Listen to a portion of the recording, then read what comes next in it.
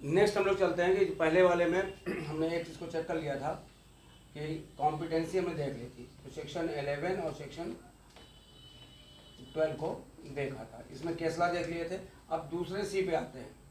ये सेक्शन 10 की वजह से आ रहे थे क्योंकि 10 में एग्रीमेंट का पार्ट अब बना चुके थे कि एग्रीमेंट हो चुका है, लेकिन कॉन्ट्रैक्ट बनने के लिए सेक्शन 10 की रिक्वायरमेंट जरूरी है, इसलिए पहला सी से देख लिया था, पार्टीज कॉम्पिटेंट हो गई थी। दूसरे में आते हैं ये सी में कंसिडरेशन पर, ये कंसिडरेशन होना चाहिए।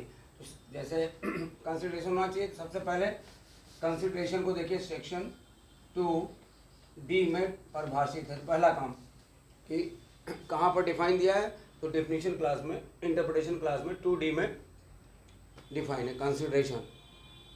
तो कंसिडरेशन डिफाइन किया गया है। कंसिडरेशन है क्या, इसकी हिंदी है प्रतिफल। तो कंसिडरेशन क्या है, प्रतिफल सब का प्रयोग करते हैं। तो इसमें सबसे चीज याद रखिए कि इसकी सबसे अच्छी परिभाषा कहाँ दी गई, किसने दी है, तो जस्टिस लश ने क्यूरी वर्सेस मिसा के मामले में, क्यूरी वर्सेस मिसा, क्यूरी वर्सेस मिसा के मामले में justice lush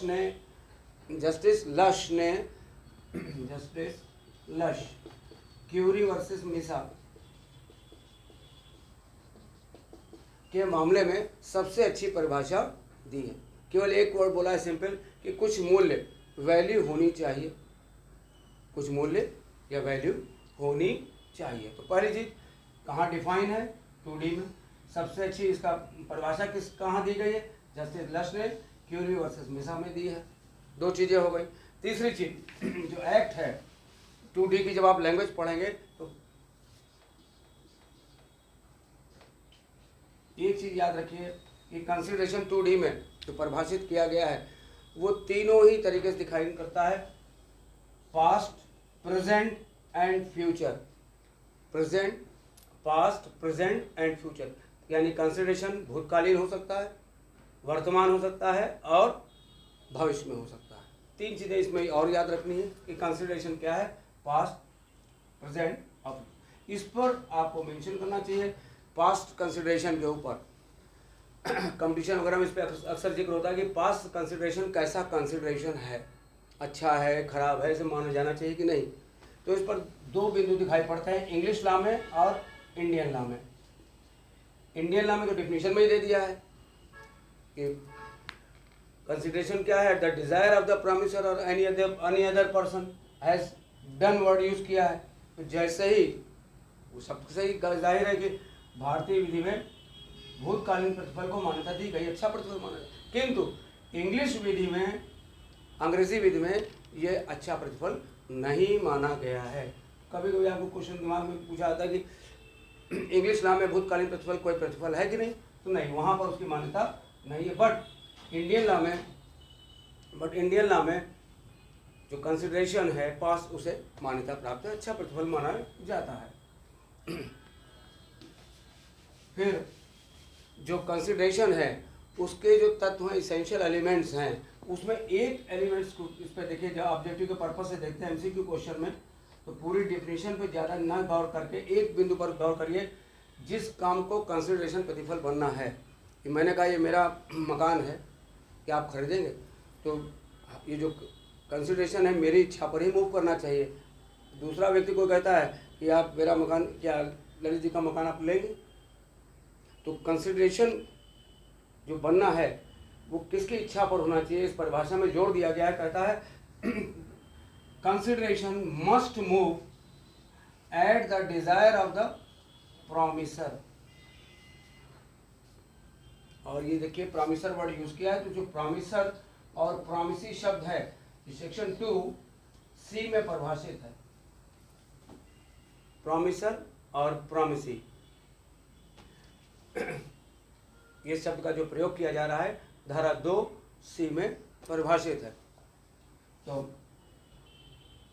consideration must move at the desire of the promisor, यानी जिस कार्य को प्रतिफल बनना है तो वो कार्य किसकी इच्छा पर किया जाना चाहिए, वचनदाता की वांछा पर या इच्छा पर किया जाना चाहिए। तो अब ये तो एक बिंदु बना।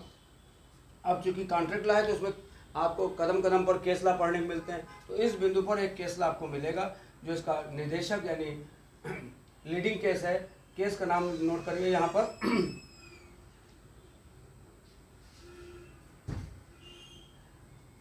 Durga Prasad versus Baldev. Durga Prasad versus Baldev. Durga Prasad versus Baldev. इसका लीडिंग प्रिंसिपल क्या है? ये पूछा जाता है कभी कभी कि जो कार्य है किसकी इच्छा पर किया जाना चाहिए, at the desire of the producer. किस केस में कहा गया? दुर्गा वर्सेस बलदेव। इसकी प्रॉब्लम जो है फैक्चुअल फैक्ट भी आते हैं कभी कभी। ये केस याद रखा रहता है कलेक्टर के नाम से कि कलेक्टर की इच्छा पर कुछ दुकानें बनवाने के लिए दी गई थी। तो इसको अगर चाहें तो किताब से आप इसका केस ला कंसल्ट कर सकते हैं। बेसिक यहाँ पर समय के अभाव की वजह से पॉइंट देखते ही चलते हैं। ये consideration must move at the desire of the promiser. तो दुर्गा प्रसाद वर्सेस बलदेव का केस देख लीजिए। दूसरा, इसी में एक चीज और देखनी है आपको। एक डॉक्ट्रिन आती है प्रोमिसरी स्टॉपेल, वचनात्मक विबंध। वचनात्मक विबंध, वचनात्मक विबंध, प्रोमिसरी स्टॉपेल। तो ये पूछा जाता है प्रोमिसरी स्टॉपेल पर निदेशक वाद कौन सा है, डायरेक्ट किया जाए, यानी लीडिंग केस कौन सा है प्रोमिसरी स्टॉपेल पर। तो केस का नाम याद रखिए, Kedarnath versus Gauri Mohammad. Kedarnath versus Gauri Mohammad. Kedarnath versus Gauri Mohammad का केस इस बिंदु पर है। इस बिंदु पर प्रोमिसरी स्टॉपेल। सिंपल बात है कि इस केस का फैक्ट जो देखेंगे वे भी फैक्ट प्रॉब्लम्स बेस आती है। इस पर प्रॉब्लम्स रहते हैं एग्जामिनेशन में कि एक कलकत्ता में एक टाउन हॉल बनाया जाना है, तो जिसके लिए लोगों से डोनेशन चंदा मांगा जा रहा था। तो उसमें डिफेंडेंट से भी कहा गया कि आप कुछ देना चाहेंगे। उसने कहा हाँ मेरा नाम लिख लीजिए। तो का रसीद काटी, 100 रुपये लिखा दी। अब उसकी इच्छा पर काम बन हो गया, सभी लोगों ने और लोगों ने दिया, हॉल बन के तैयार हो गया। उससे पैसा कहा गया, क्लेम किया दीजिए आप, तो अब इनकार करता है। अब स्टॉपेल का मतलब होता है जो बात आपने कही है उस बात से आपको बाद में मुकरने न दिया जाना सामान्यतः। वैसे अगर देखना चाहें स्टॉपेल को एविडेंस एक्ट में सेक्शन 115 में आप देख सकते हैं उसे।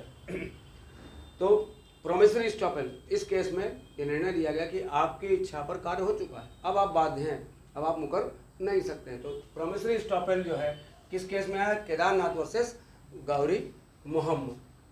तो दो केस हो गए, at the desire of the promisor Durga Baldev, दूसरा प्रोमिसरी स्टॉपेल।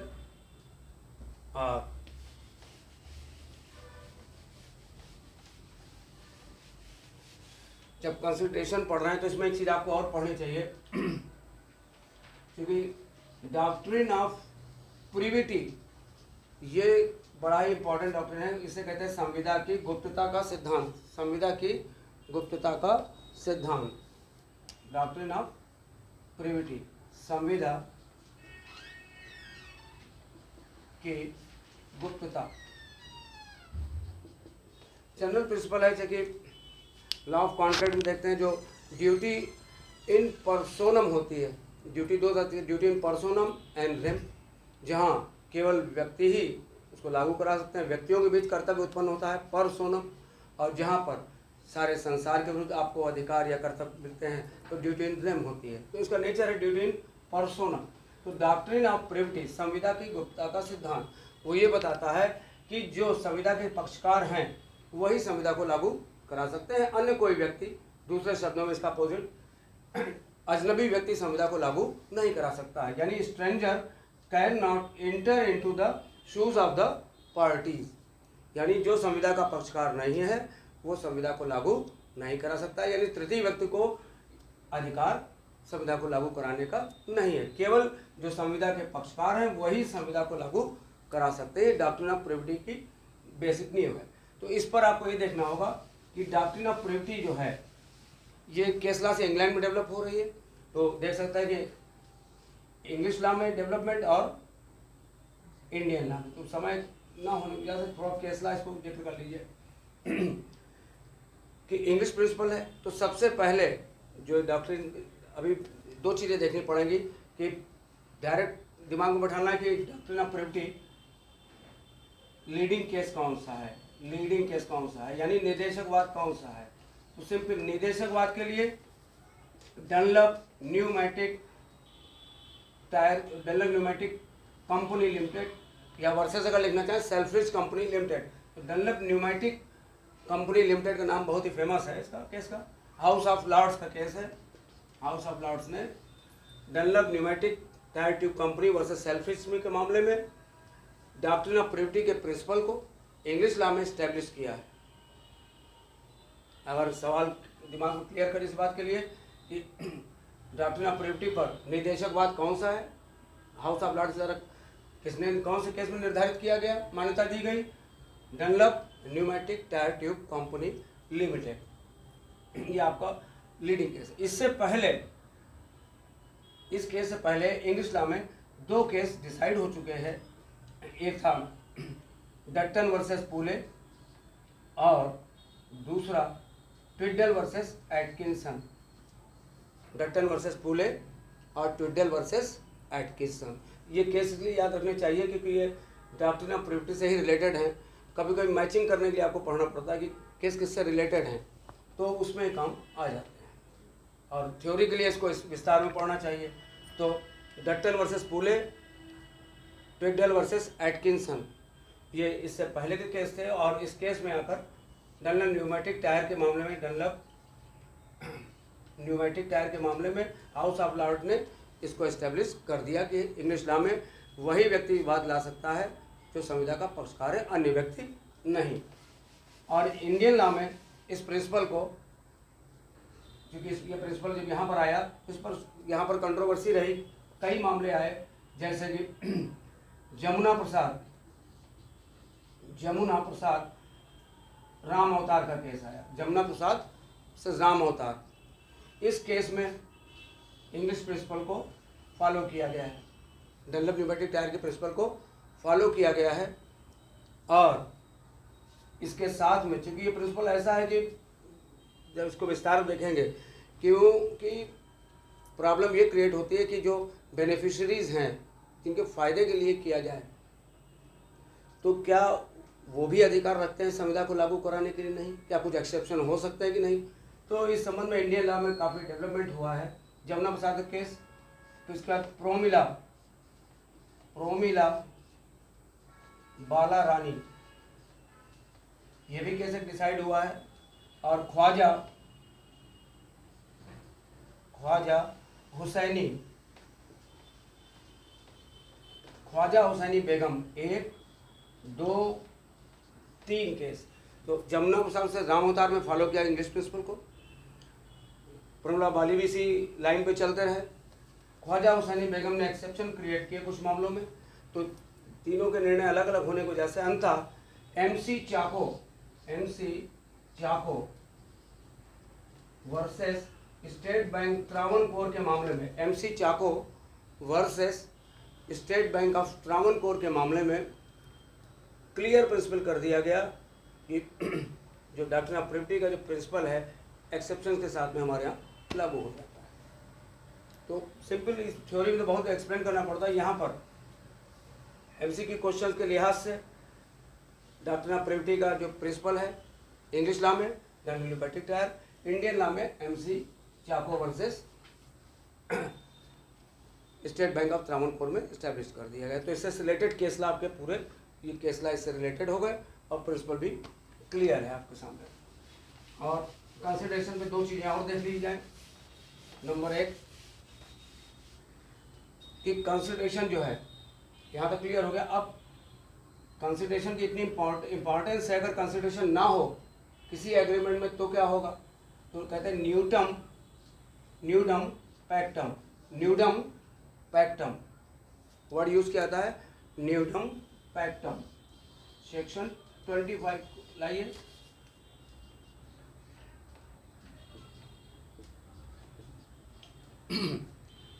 न्यूडम पैक्टम, इसका मतलब विदाउट कंसिडरेशन, न्यूडम पैक्टम। मतलब जहाँ पर कोई कंसिडरेशन ही नहीं तो वहाँ संविदा क्या होनी चाहिए, शून्य होनी चाहिए। भाई जनरल प्रिंसिपल कि बिना प्रतिफल के किया गया करार क्या होता है, शून्य होता है। तो एक चीज़ आपको यहाँ दिखाई पड़ गई, पहला चीज कि बिना प्रतिफल के किया गया करार क्या है, न्यूडम पैक्टम है, अतः वाइड होगा, शून्य हो जाएगा। तो यहाँ पर क्लियर कर लेना चाहिए। दूसरी चीज, अब एक तो सामान्य नियम है, अब इसका एक्सेप्शन क्रिएट हो जाता है कि अगर कंसिडरेशन नहीं है उसके बाद भी कुछ अवस्थाएं हैं जहां पर संविदा शून्य नहीं होगी, विधिमान्य रहेगी। कौन सी हो सकती है, तो आप देख सकते हैं कि gift natural love and affection में, नेचुरल लव एंड अफेक्शन में अगर कोई चीज दी जाएगी तो बिना कंसिडरेशन के, उसके बाद भी वैलिड।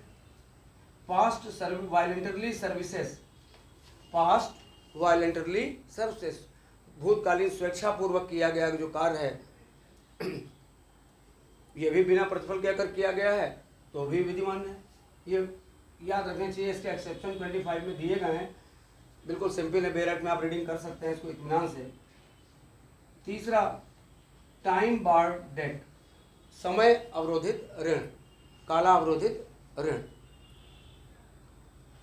यहाँ विस्तार से ना देखते हुए केवल इसको फ्रेम करिए इस तरीके से कि सामान्य नियम क्या है कि 25 में न्यूटन पैक्टम बिना कंसिडरेशन को एग्रीमेंट किया गया। भाई क्या इसके अपवाद है, क्या इसके बाद भी हो सकता है वैलिड? हाँ हो सकता है, गिफ्ट के मामले में, पास वायलेंटरली सर्विसेज के मामले में और टाइम बार्ड डेट के मामले में। और एक एक्सेप्शन सेक्शन 182 की वजह से निकलेगा एजेंसी के मामले में। कॉन्ट्रैक्ट एक्ट में एजेंसी में भी कंसिडरेशन नहीं होता है। तो 3 आपको 25 में दिखाई पड़ता है, एक एक्सेप्शन आपको 182 में दिखाई पड़ता है। लास्टली, अब कंसिडरेशन की एडुकेसी पर एक क्वेश्चन दिमाग में डालना चाहिए आपको कि कंसिडरेशन एडुकेट होना चाहिए कि नहीं, पर्याप्त होना चाहिए कि नहीं होना चाहिए। अगर पर्याप्त नहीं है तो क्या इसका प्रभाव होगा। सिर्फ एक इसके साथ इलस्ट्रेशन दिया है एक्ट में कि 1000 रुपये का घोड़ा आप 10 रुपये में बेचने के लिए तैयार है। तो देखने में तो बड़ा अजीब सा लगता है कि 1000 रुपये घोड़ा 10 रुपये में बेचे दे रहे हैं, तो क्या होगा, कोई दिक्कत नहीं। पर जो कंसिडरेशन है, जैसा कि लस्ट यूनिवर्सल मिसाल कहा कि उसकी वैल्यू होनी चाहिए। अब चाहे 1 रुपये हो 2 रुपये हो, कुछ तो है उसके बदले में। तो जो एक्ट है इस बात पर जोर करता है कि जो इनएडुकेसी है, अपर्याप्तता है, वो उसकी विधि मान्यता, लीगलिटी कोई प्रभाव नहीं डालती। 10.5 रुपये का वैलिड है, लेकिन कोर्ट कंसीडर करता है इस बात पर कि कंसेंट फ्री है या नहीं। ये कर सकेगा कि आपकी सहमति कहीं व्यवस्था पूर्वक तो नहीं ली गई। लेकिन सामान्य जनरल प्रिंसिपल क्या बता रहा है, एक्सप्लेनेशन में देखेंगे जाकर कि जो प्रतिफल है उसका अपर्याप्त होना, इनएडुकेट होना, उसकी विधि मान्यता पर कोई प्रभाव नहीं डालता है। चाहे आप 1000 रुपये घोड़ा 10 रुपये में बेचें, वैलिड रहेगा, बशर्ते कंसेंट के लिए चैलेंज किया जा सकता है। अब इसके साथ में एक चीज़ और जोड़ लीजिए, तो ये कंसिडरेशन का दूसरा सी है। यहाँ पर सेक्शन 10 का दूसरा सी कंप्लीट हो जाएगा। सेक्शन 23 में चले जाइए।